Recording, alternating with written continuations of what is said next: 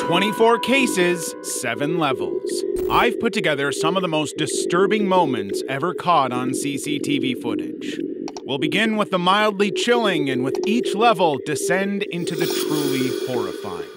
Let's get into the most disturbing CCTV incidents iceberg, beginning at the tip of the iceberg.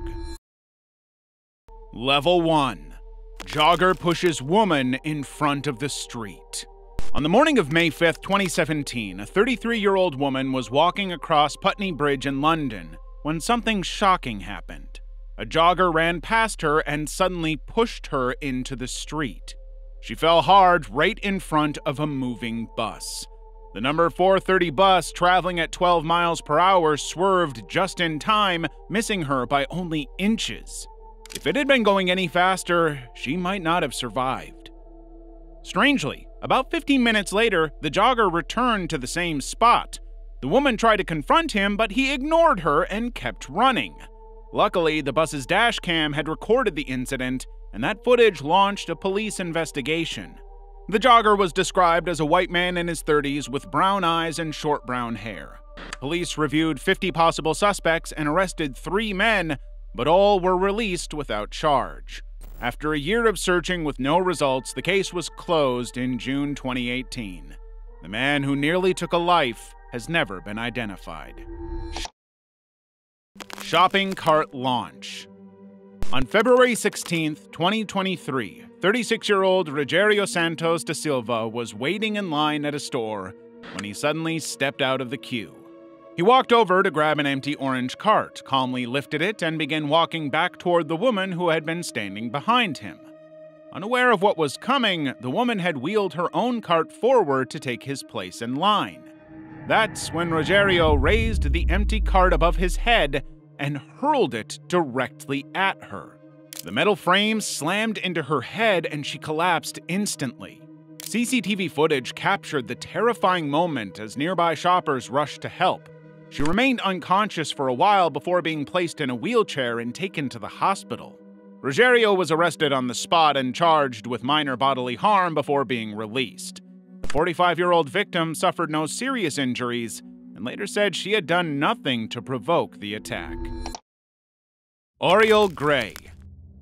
On October 20th, 2020, around 2:20 p.m., 77-year-old Celia Ward was riding her bicycle on a shared-use pavement alongside a 30-mile-per-hour ring road in Huntingdon, Cambridgeshire. At the same time, 46-year-old Oriole Gray was walking toward her on the same path. As they passed each other, Oriole shouted, "Get off the pavement," and gestured with her left arm. Startled, Celia veered off the path, straight into the road, and into the path of an oncoming car. The collision was immediate. She was pronounced dead at the scene. Oriole, who has cerebral palsy and partial blindness, left without checking on the victim and continued her journey to collect a prescription. She was later arrested and charged with unlawful manslaughter.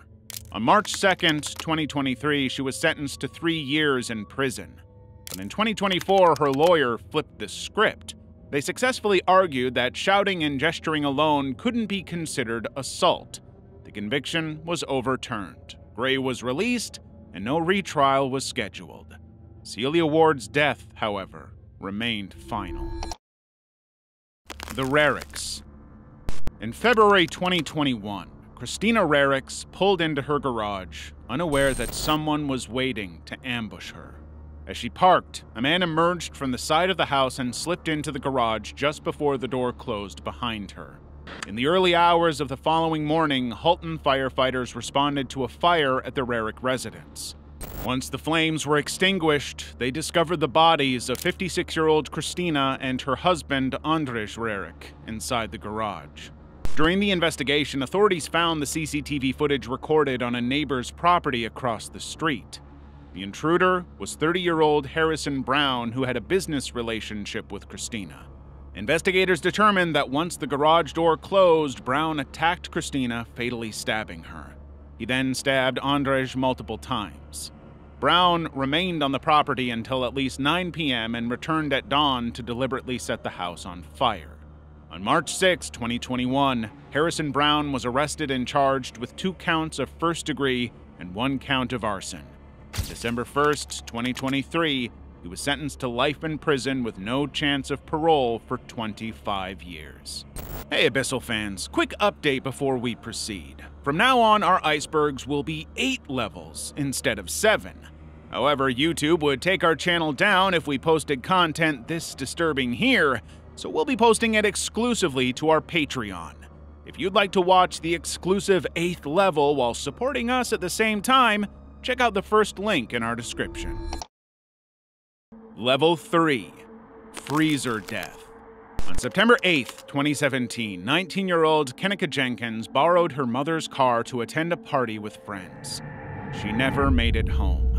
Around 11:30 p.m., Kenika and 3 friends arrived at the Crowne Plaza Hotel in Chicago.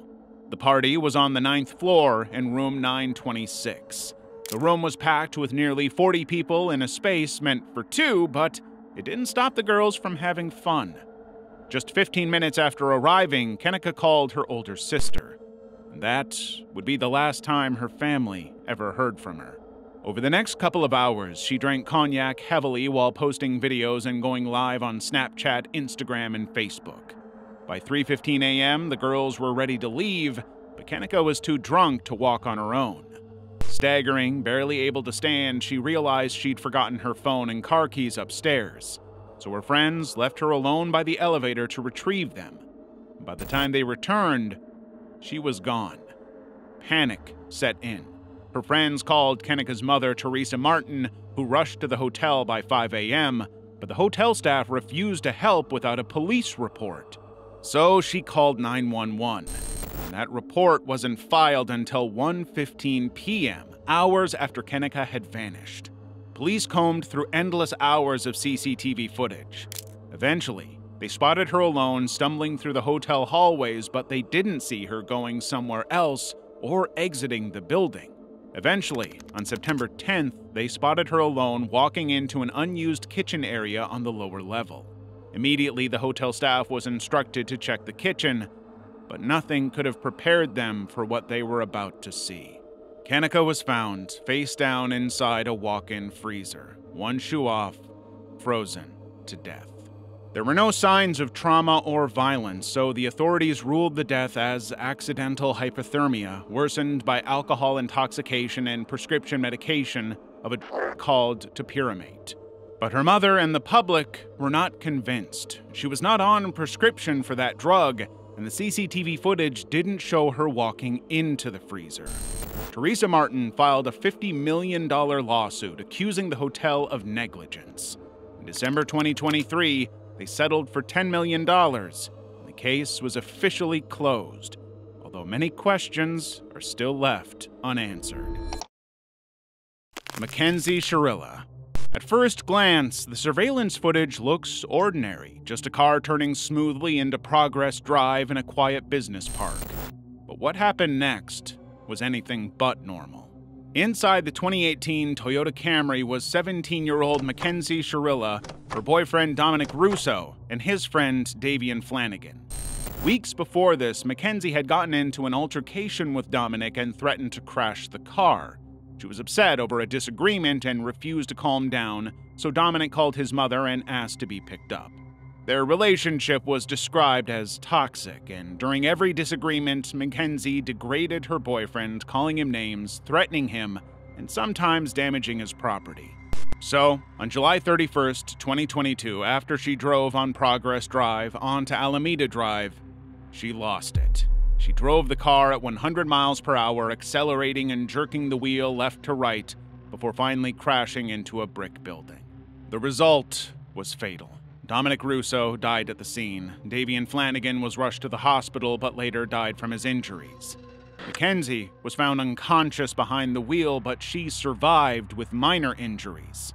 In August 2023, Mackenzie Shirilla was convicted on 12 counts, including aggravated vehicular homicide, assault, and substance possession. She was sentenced to life in prison with eligibility for parole after 15 years.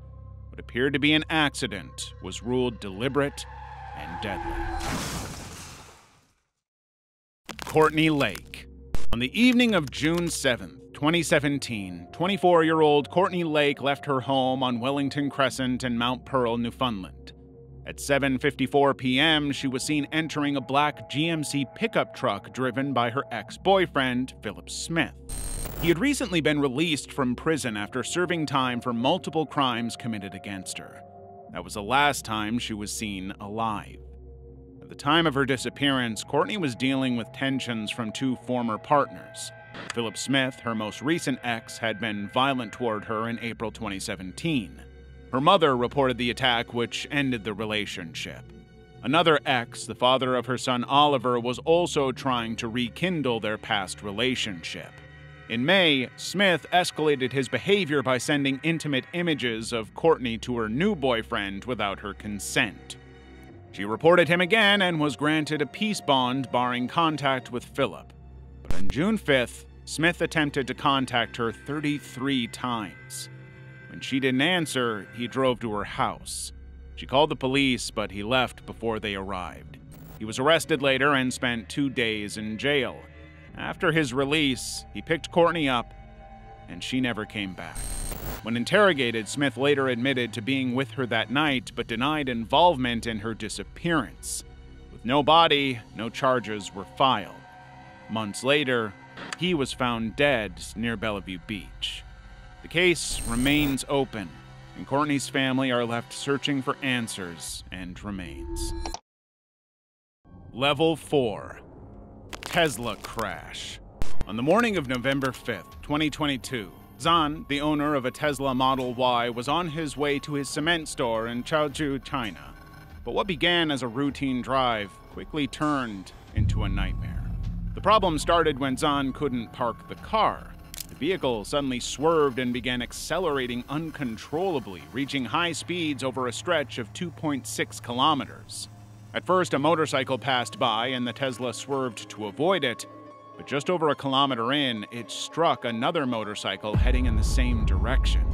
The rider died at the scene, yet the impact wasn't enough to stop the car. The Tesla kept going. Moments later, it collided with a bicycle coming from the opposite direction, but the rider survived with minor injuries. Then, it hit a cargo tricycle, causing the car to veer sharply to the right. From there, it slammed into a dumpster truck, struck a high school girl riding her bicycle, and crashed into a van before finally coming to a stop. 3 people, including Zan, were seriously injured. The teenage girl did not survive. After the crash, Zan insisted he hadn't been distracted or intoxicated. He claimed he repeatedly tried to hit the brakes, but the vehicle wouldn't respond. However, Tesla had a different story to tell. Tesla's forensic analysis showed that the accelerator pedal was at 100% engagement in the seconds before the crash. No braking input was detected at any point. In March 2023, a court-appointed forensic agency concluded the cause of the crash was driver error, not mechanical failure. Tesla was cleared of liability. Zan now bears full responsibility for a tragedy that claimed 2 lives. Rhianne Coulson's disappearance. On May 21st, 2025, CCTV captured 34-year-old Rhianne Coulson leaving St. Mary and Benedict Church in Coventry. She wore a black hoodie and ripped black jeans. She had just visited a food bank. Nothing seemed unusual except that it was the last time she was seen alive. Rhianne, a mother of 1, was working as a sex worker in the area at the time. Her absence went unnoticed until June 17th, when she failed to reach out to her twin sister Kristen on their birthday. That silence was out of character, so her family reported her missing. The West Midlands Police launched a large-scale investigation, assigning over 100 officers to the case. Her family made public appeals, hoping she would be found alive. Investigators combed through hours of CCTV footage, phone records, and gathered more than 50 witness statements. But with each passing day, hopes of a safe return faded. On June 24th, police arrested 42-year-old Mohammed Durnian on suspicion. Shortly after, Adam Moore was charged with assisting an offender. 3 days later, on June 27th, a body was found in Binley Woods near Coventry. She was later identified as Rhianne Coulson. The investigation into her death is ongoing. For now, her family is left with heartbreak, unanswered questions, and the devastating reality that Rianne never made it home. Harshandeep Singh. On December 6, 2024, 20-year-old Harshandeep Singh was on patrol during his shift as a security guard when the unthinkable happened. Harshandeep was an international student from Haryana, India, studying at Norquest College in Edmonton, Canada. He had been in the country for 18 months, and it was only his third day on the job. While checking the stairwell of the apartment complex, he encountered two individuals, 30-year-old Evan Rain and Judith Salto. Harshandeep was shoved down the stairs, and before he could run, he was shot from behind. Police responded to reports of gunfire at the building. When they arrived, Harshandeep was found unresponsive. He was taken to the hospital where he was later pronounced dead. Evan Rain and Judith Salto have both been arrested and charged with first degree. Lorraine Cox. On September 30th, 2020, the family of 32-year-old Lorraine Cox reported her missing. Though messages were still being sent from her social media accounts, her family believed something was wrong. The tone felt off with strange spelling errors and excuses for avoiding phone or video calls. They were convinced someone else was pretending to be her. That concern sparked a police investigation which involved reviewing hours of CCTV footage. In one clip, police found the clue that would unravel everything. 2 days earlier, Lorraine had been walking home alone after a night out with friends in Exeter. It was a route she knew well, and she walked calmly, hands in her pockets, but she was not alone. A man slowly trailed her before approaching and persuading her to go with him to his flat above a kebab shop. CCTV later showed him leaving the building multiple times to dump items in bins across the city. But Lorraine, however, was never seen leaving. The man was identified as Azam Mangori, a 24-year-old Iraqi Kurd who had previously been denied asylum and was facing deportation. Inside his flat, he suffocated Lorraine with her own t-shirt and left her body there for 8 days. During that time, Mangori used her SIM card to impersonate her on social media and messaging apps, trying to convince family and friends she was alive. But when they reported her missing, he panicked. He dismembered her body and scattered her remains across Exeter. Parts of her body were found in alleys next to his flats and about 9 kilometers away in woodlands. On April 7th, 2021, Azam Mangori was found guilty of Lorraine's death. He was sentenced to life in prison with a minimum term of 20 years. Level 5. Lee Pomeroy. On January 4th, 2019, around 1 p.m., Lee Pomeroy boarded the train at London Road Station in Guildford with his 14-year-old son. Shortly after, 36-year-old Daryl Penseal entered the train at the next stop, and what should have been a routine ride home took a fatal turn. Soon after boarding, Darren got into an argument with Lee over a blocked aisle. The exchange lasted only a few seconds before Darren walked away to another carriage. But Lee wouldn't let it go. He followed him, leaving his son behind. In the next carriage, the confrontation resumed. The men continued arguing and pointing at each other. Then, in just 25 seconds, Darren pulled out a knife and stabbed Lee 18 times. Darren fled the train at the next stop where his girlfriend picked him up. Meanwhile, Lee's son remained alone in the carriage as paramedics arrived at Horsley Station. Lee was pronounced dead at the scene. Darren Penseal was arrested the following day at his girlfriend's home.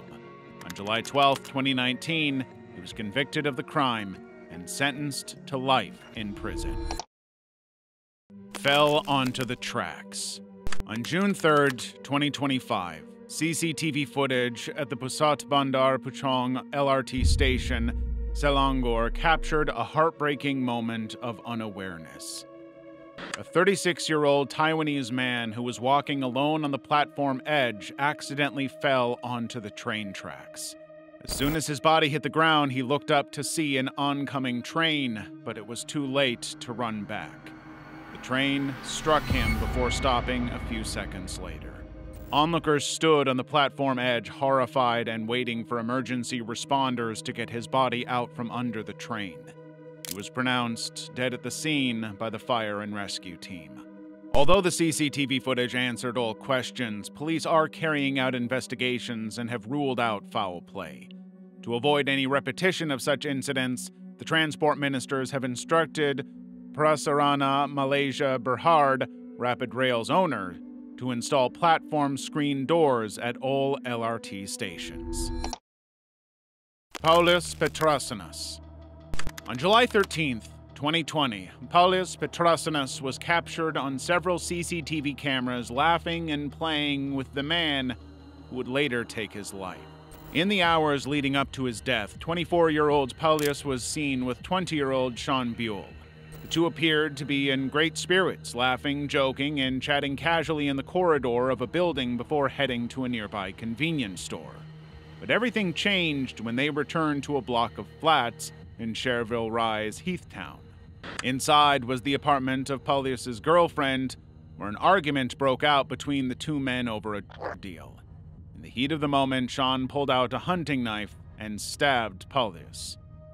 The wound was catastrophic. The knife pierced his diaphragm, liver, and the protective sac around his heart. One of his coronary arteries was completely severed. Paulius was pronounced dead at the scene. Meanwhile, Sean had fled the building, leaving his friend to die. Despite the brutal nature of the attack, Sean walked the streets surprisingly calm and collected. He disposed of the knife, called a taxi, and made his way to Shrewsbury. He was arrested there 2 days later. Although the perpetrator has been caught, the knife is still missing. For months, authorities combed through hours of CCTV footage, during which time Sean kept changing his story. At one point, he claimed an epileptic fit caused him to black out. Later, he said he and Paulius had been sparring with knives and that he couldn't remember anything afterwards. Eventually, the weapon was found, hidden in a pile of dirt wedged between a fence and a wall. On January 13, 2022, Sean Buell was sentenced to life in prison with a minimum term of 20 years. Cristina Ortiza Lozano. On September 21, 2019, around 9:50 p.m., CCTV captured Cristina Ortiza Lozano walking with a man on a date. First, they went to Sprinkles Ice Cream Parlor, then the Giddy Bridge Pub on London Road. Unbeknownst to them, Cristina's ex-boyfriend was secretly following. In April 2018, Cristina moved to the UK from Spain with her longtime boyfriend Abdelaziz El Yachioy Orzut.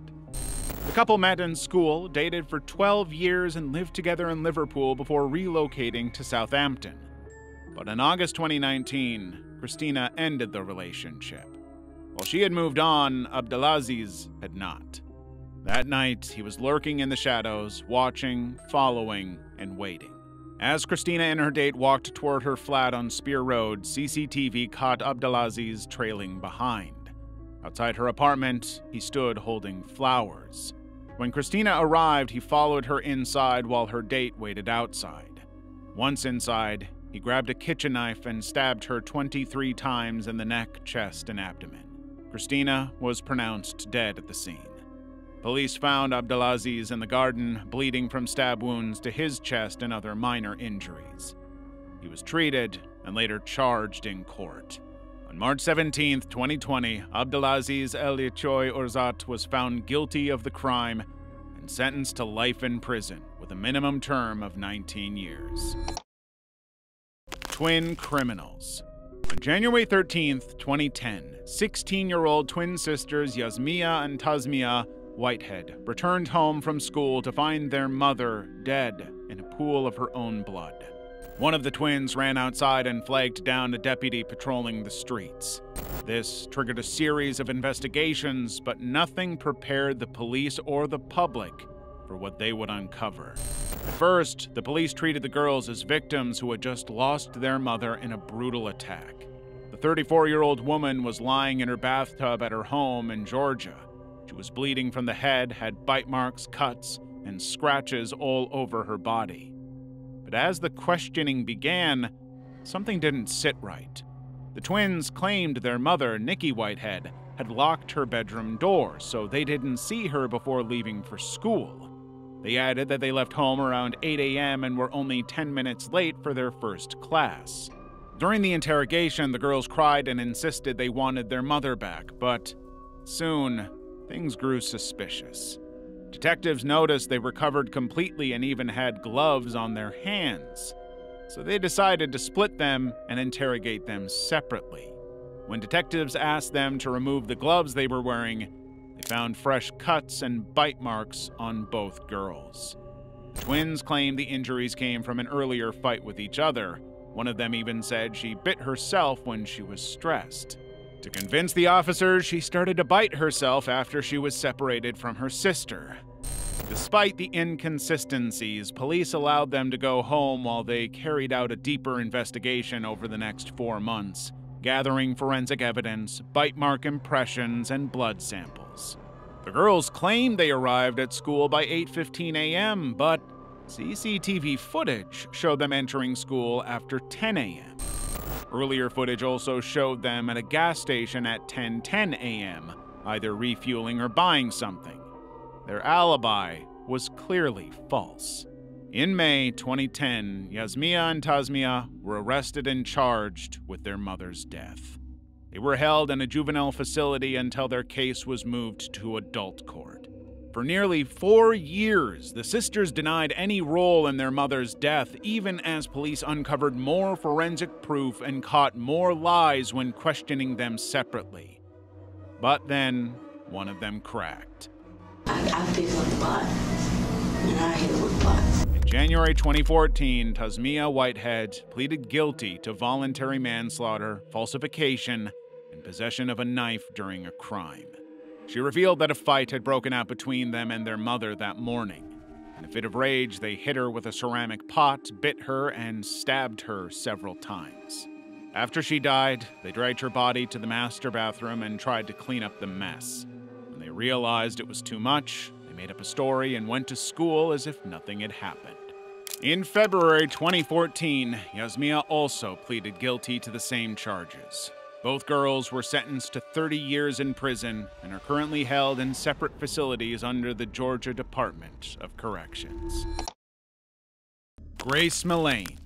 On December 1st, 2018, Grace Millane met with her Tinder match outside the Sky City complex in Auckland, New Zealand. It was under a Christmas tree, and she took a picture of herself to send to her family. That was the last they would hear of her. Her date with 26-year-old Jesse Kempson kicked off in good spirits. They started at Andy's Burger Bar at Sky City, where they ordered multiple drinks and chatted for about 90 minutes. From there, they walked over a few blocks to the Mexican cafe on Victoria Street, where they ordered more drinks and stayed for another hour. Throughout the date, Grace was smiling, talking, and interacting with Jesse comfortably.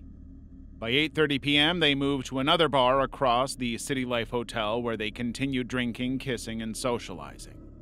Later at 9:40 p.m., CCTV in the hotel lobby captured them walking arm in arm and smiling before using the elevator that leads to Jesse's room.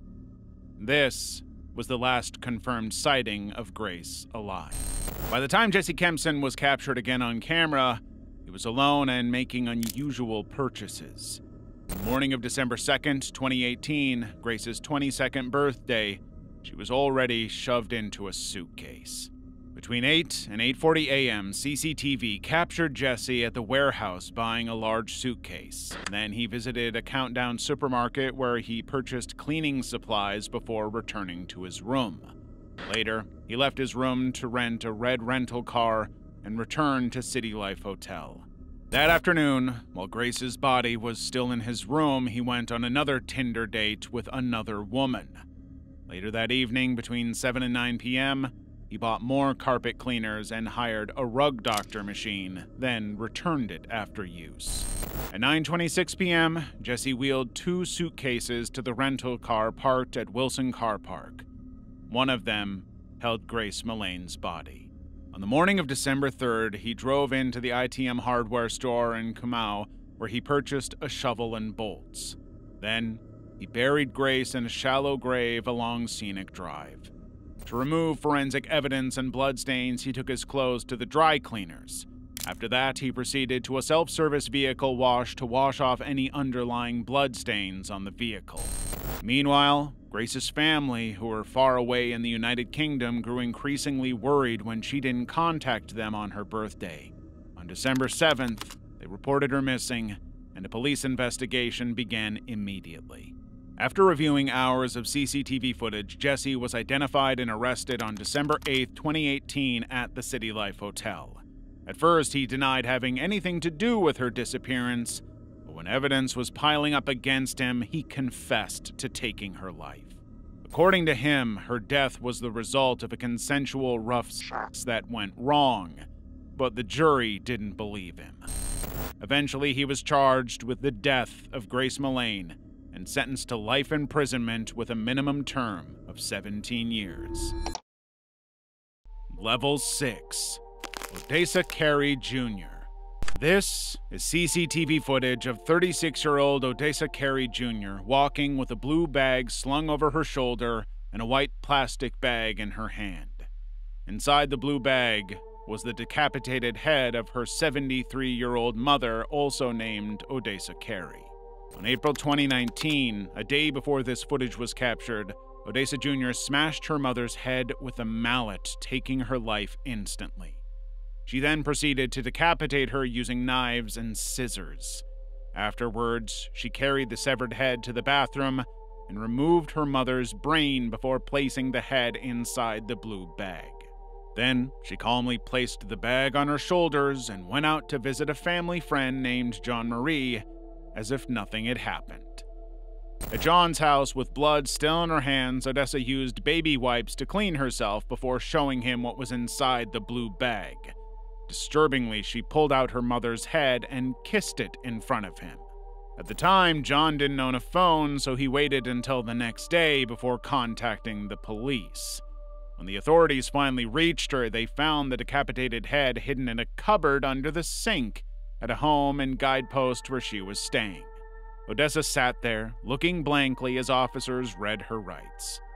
Earlier that year, despite clear signs of violence and warnings from family members, Odessa Carey Jr. was discharged from a mental health ward after being assessed as a low-risk case.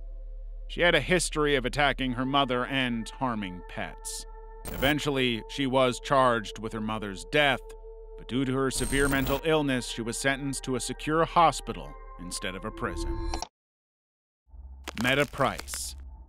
On October 29, 2014, family and friends of 44-year-old Meta Price Valentine reported her missing. In the days leading up to her disappearance, she had been acting strangely. When she called her mother the day before, she spoke in riddles and sounded confused.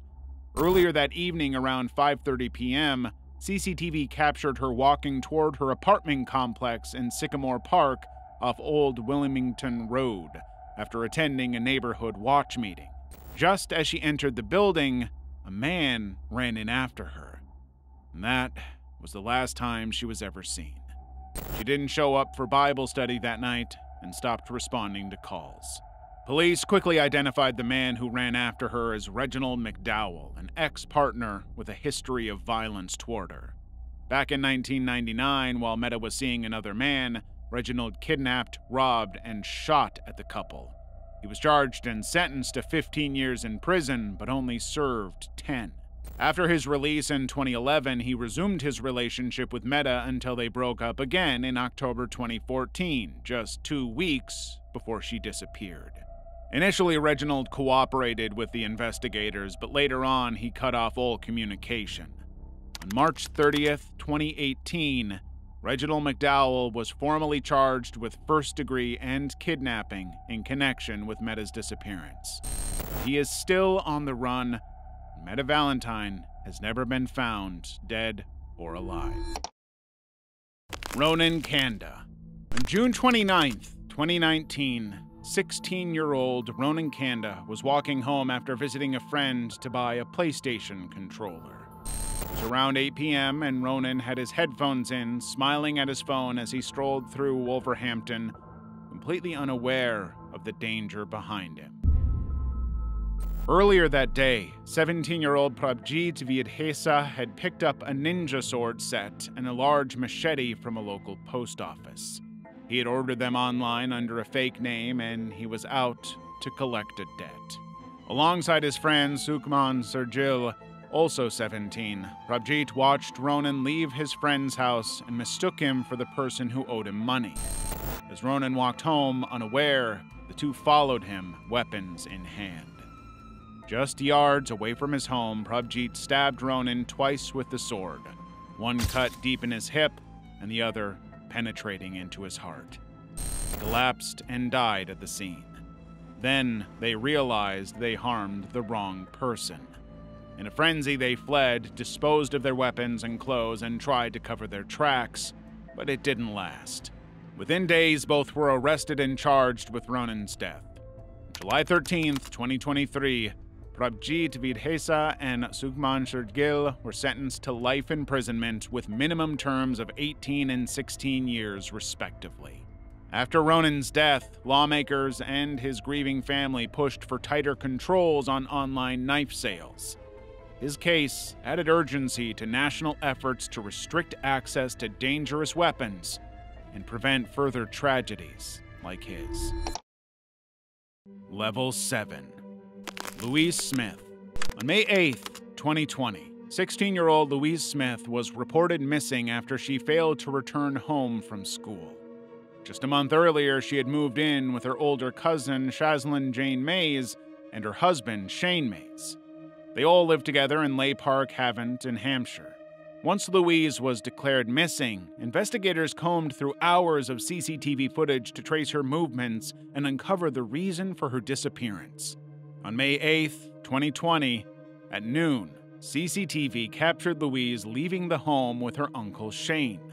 They both walked into the Havant thicket around 11:45 a.m. That same day, Shane appeared on camera later that afternoon. He was alone, buying a pizza and a Lucozade at a local store. Later, he returned home alone as well. Louise was nowhere in sight. 13 days later, Louise's body was discovered in a clearing in Havant thicket, about a 40-minute walk from her home. Her body had been severely burned and violated. It was so badly damaged that investigators had to rely on dental records to confirm her identity. Shane Ray was arrested almost immediately, but he denied being involved in her death. He maintained that although he walked with her in the early hours of May 8th, he stopped partway to the shops and returned home. However, when CCTV footage, phone data, and forensic evidence began disproving his account, he eventually admitted he was with her longer than he originally claimed. In late 2020, he admitted to luring her to Havant thicket, but still denied the crime. Instead, he pleaded guilty to manslaughter, claiming he lost control and didn't mean to take her life. The court rejected his version of the story, and he was sentenced to life with a minimum term of 25 years. Sword attack. On April 30th, 2024, just before 7 a.m., 36-year-old Marcus Arduini Monzo drove a gray van into a pedestrian on a quiet residential street in Hainault, East London. Moments later, he stepped out of the vehicle wearing a yellow hoodie and wielding a samurai sword. What followed was a terrifying 20-minute rampage. Marcus ran through the streets, chasing and slashing at random people. He then broke into a nearby home, attacking a couple while their 4-year-old child slept upstairs. At around 7:15 a.m., as 14-year-old Daniel Anjorin walked to school in his PE kit and headphones, Monzo ambushed him from behind, slashing his chest and neck. The injuries were too severe. Daniel died on the street. By this time, police had arrived and were trying to de-escalate the situation, but Monzo refused to stop. He continued to run wild, swinging his weapon and eventually stabbing multiple officers. PC Yasmin Mesham-Whitfield and Inspector Malloy Campbell, who tried to intervene, sustained serious injuries in the attack. In a panic, officers shouted, "Lock your doors," as Monzo roamed the neighborhood.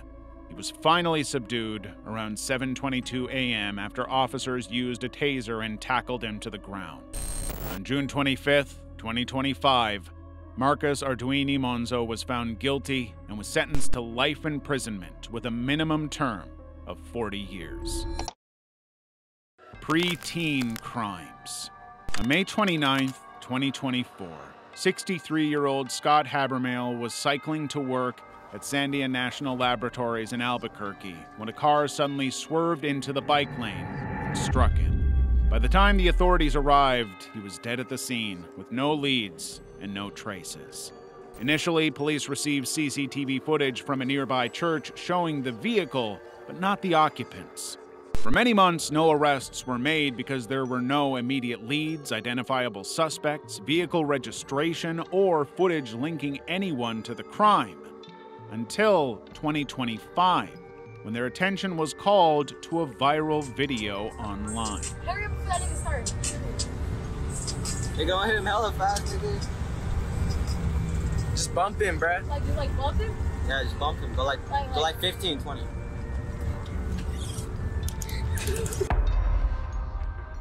In the video, two boys can be heard laughing and plotting the hit.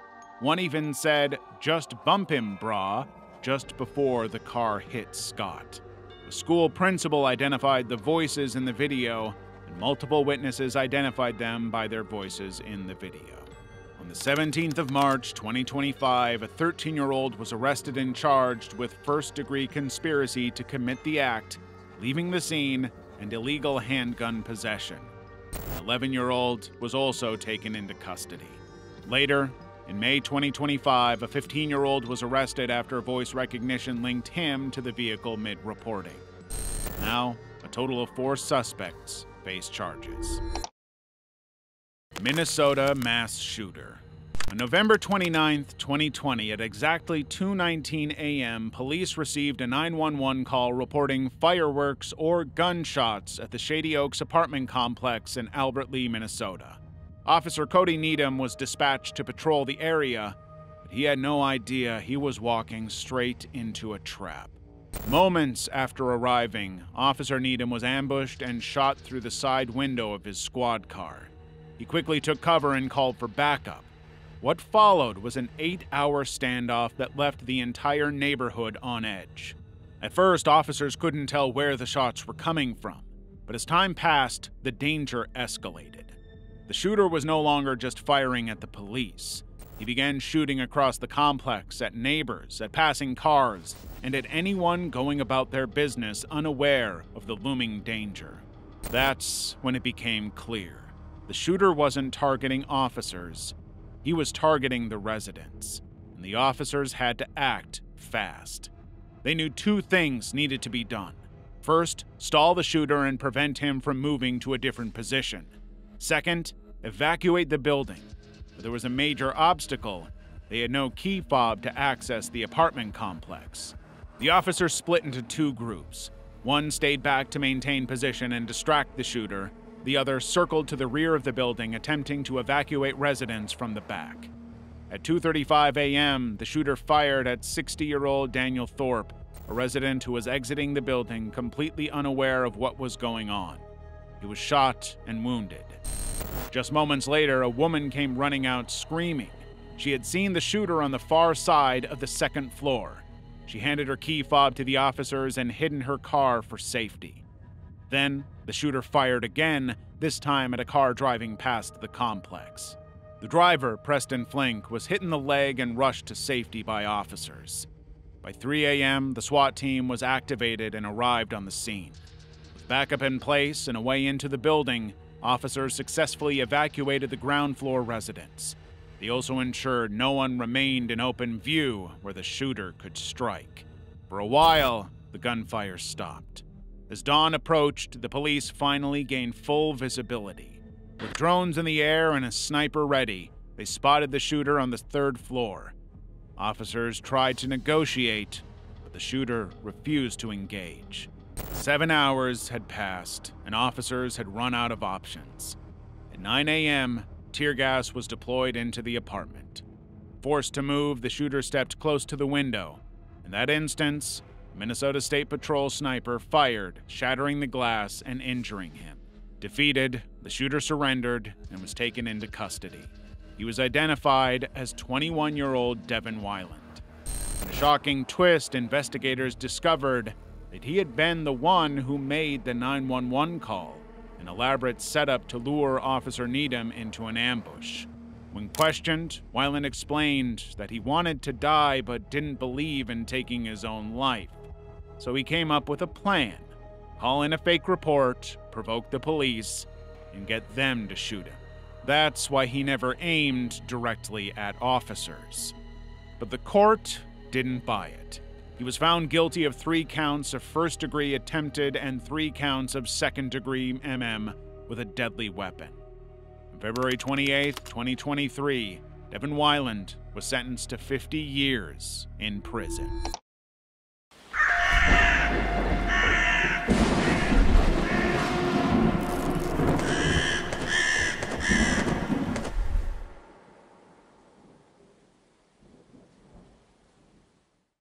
So, you made it through all 7 levels, but that's not where this ends. Level 8 contains the cases too raw for YouTube.